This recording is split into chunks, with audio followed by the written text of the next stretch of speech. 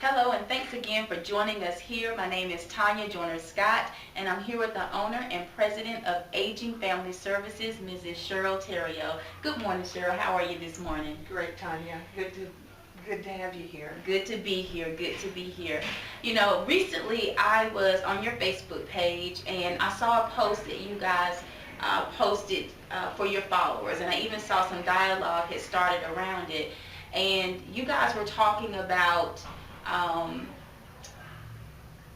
when it's time for people to actually select some type of long-term care facility or assisted living facility for their loved one. And you know, there are times that we just don't quite feel good about it, or we may even have a bit of fear. And you let us know that, but we're here for you. We're here for you through that process, to just give you peace of mind and to give you direction throughout your search. And I'm like, wow. And like I said, there was dialogue that even started surrounding that conversation. And it made me actually think about my mom. My mother asked us years ago, she said, when I get older, if I ever get to a place where I cannot care for myself, just don't put me in a home. Let me come live with you. And we were like, okay, mom, we still feel that way. But what I've learned also, just in growing and friends of my own and other family members, sometimes you get to a place where you just really have to.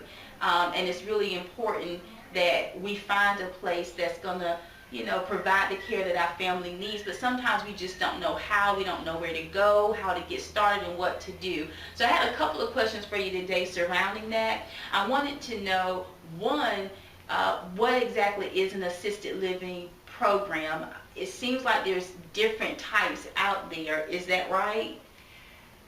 Assisted living is one category of housing in the community.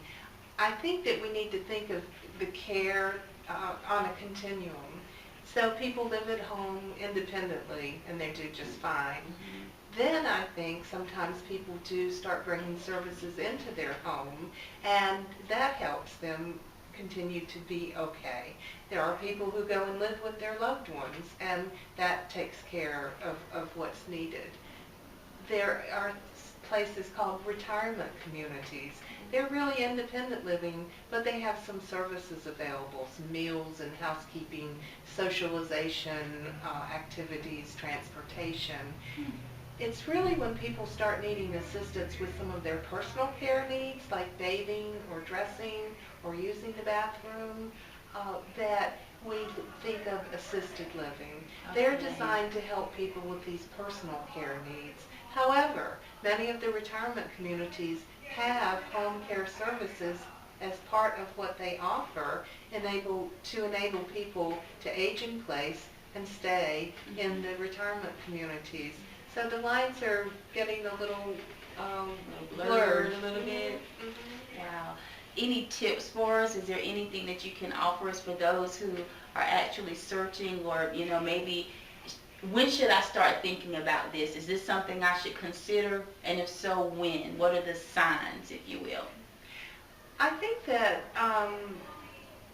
it always boils down to one of two things. Either stay at home with services, which you can do, having live-in caregivers.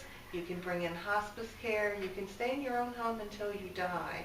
It is expensive, however, because you're paying for round-the-clock care. That said, assisted living can be expensive also.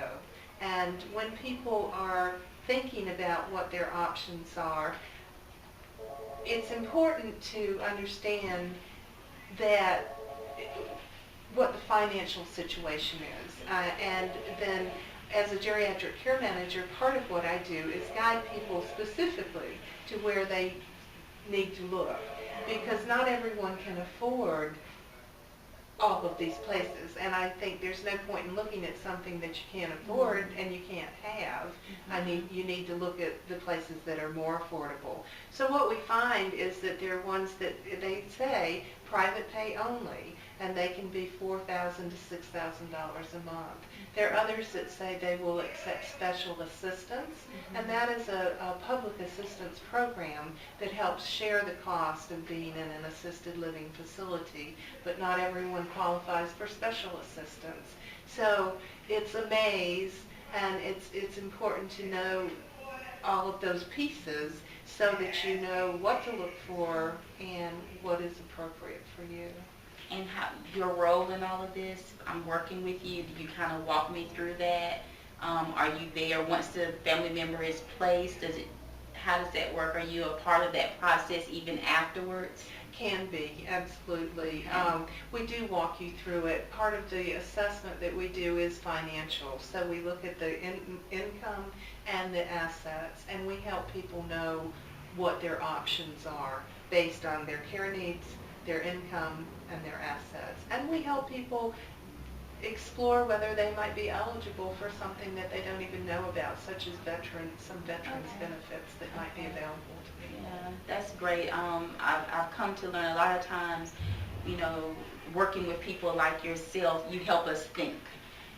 And you say things and things that we don't even think about, but because you're so familiar with what it is that you do, I mean, you're a guru at it, I'll even say, you're able to help us to realize that there are options out there. So I do appreciate that.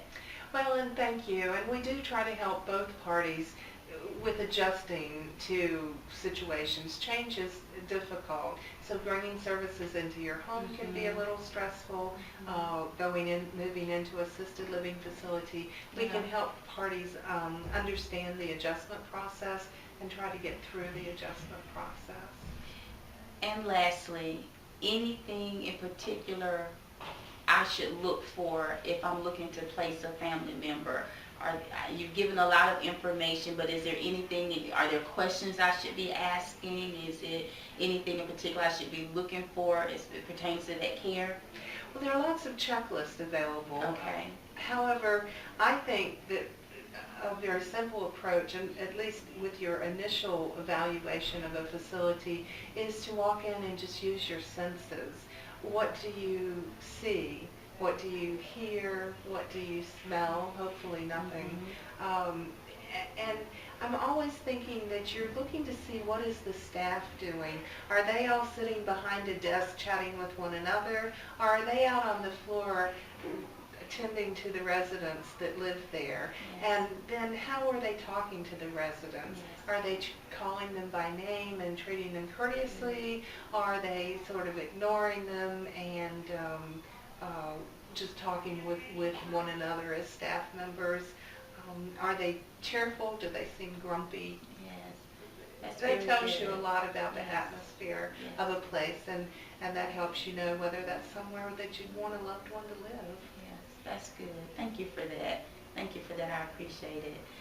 Thank you for joining us again on today. This conversation we just had with owner and president of Cheryl Theriault of Aging Family Services. Again, a lot of information. I appreciate the tips that she just provided us. I asked the question as to what are some of the tips she could offer to us in making a decision, but I also realized after hearing her answer that she gave us tips if you already have someone that's in a facility for you to go to, and making sure that those senses are tuned in to what's going on in the atmosphere to ensure that your loved one is getting the best possible care that they should and that they deserve. Thanks again for joining us. Contact Ms. Cheryl Theriault and the staff here at Aging Family Services. Visit their visit their website. Call them, set up an appointment, get in touch with them. They are here to service us and to help us with our needs. Thank you so much. Enjoy your day.